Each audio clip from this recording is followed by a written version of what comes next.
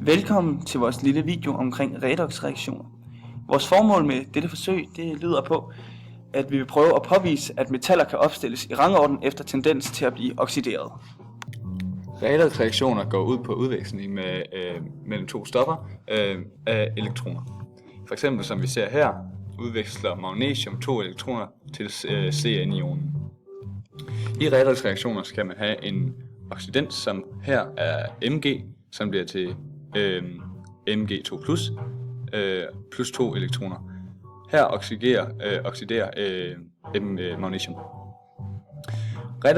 Redoxcenten, altså zink-ionen, modtager så de 2 elektroner og bliver derefter til zink. Heroppe kan vi se reaktionen mellem magnesium og zink. Her øverst, der ser vi spændingsringen, og hernede i venstre side, der er der de ioner, der er mest tilbøjelige til, eller meget tilbøjelige til at afgive elektroner. Og heroppe til højre er der de ioner, der er meget tilbøjelige til at modtage elektroner. Det ser vi med eksemplet nedenfor, hvor man blander magnesium med zink-ioner.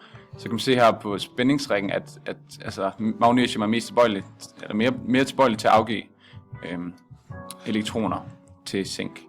Hvis det nu var et eksempel, hvor man blandede zink med magnesium-ioner, så kan man se, at zink ikke kan afgive elektroner til magnesium, da den ligger længere op på spændingsringen. Vores fremgangsmåde lyder på, at vi startede med at tage noget magnesium-ionblanding og teste med noget zink, noget kobber og noget sølv, for at se om de reagerede. Herefter gjorde vi det samme med noget zink-ionblanding, noget H+-ionblanding, noget kobber-ionblanding og noget sølv-ionblanding. Og på den måde så skiftedes vi til at blande det op med forskellige metaller, for at se om de reagerede eller ej. På den her måde kan vi så finde frem til, hvad for nogle metaller der er i stand til at afgive elektroner ved reaktionen. I forhold til vores resultater, så i den første blanding, hvor vi tog noget magnesium-ionblanding, var der egentlig ingen reaktion. Det skyldes, at de tre, som Magnus var inde på før, at de tre metaller er mere adelige end magnesium-ionblanding.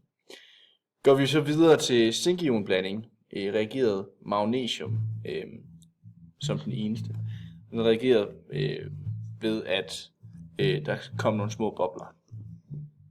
Går vi videre igen ned til H+-ionblandingen, reagerede zink rigtig meget. Der kom rigtig mange bobler. Og magnesium reagerede også en smule, mens kobber og sølv ikke reagerede. Hvis vi går ned til kobber-ionblanding, reagerer magnesium svagt, og zink reagerer svagt, og sølv reagerer ikke igen. Og går vi så helt ned til sølv-ionblandingen, reagerer alle, både magnesium, zink og kobber, og blandt andet reagerer kobber på den måde, at der bliver dannet sølv, og der bliver dannet zink.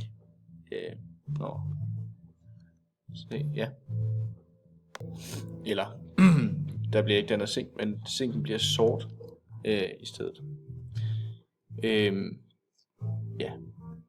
På H+-ionen her, og vi i blandingen med zink, så vil der blive dannet dihydrogen,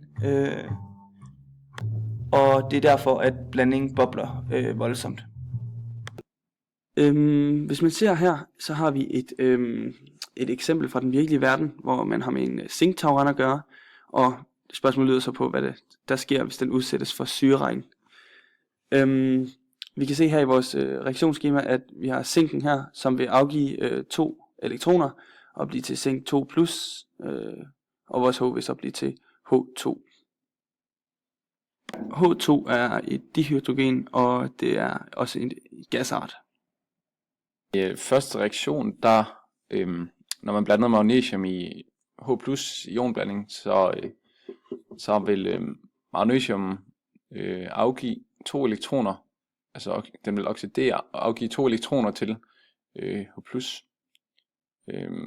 Og derved skal man så bruge 2 H+ ioner, for det går op. Og derfor får vi herovre på højre side dihydrogen og Mg2+. Går man ned til zink her, hvis man blander zink i magnesium ionblanding, der kan man se her, at der kan zink ikke afgive nogle elektroner til magnesium-ionerne, da zink simpelthen, hvis man kigger op på den her spændingsrække igen, den ligger simpelthen for højt på spændingsrækken til at kunne afgive nogle elektroner til magnesium, som ligger hernede i bunden. Så derfor vil den ikke reagere, hvis zink ikke reagerer med magnesium-ionerne. Til på zink blandet med kobber-ionerne, der vil zink så gerne afgive de her 2 elektroner. Det vil den gøre, fordi at zink nu ligger længere nede i den her spændingsrække end kobber-ionerne. Det kan man også se her. Så derfor vil den simpelthen afgive 2 elektroner.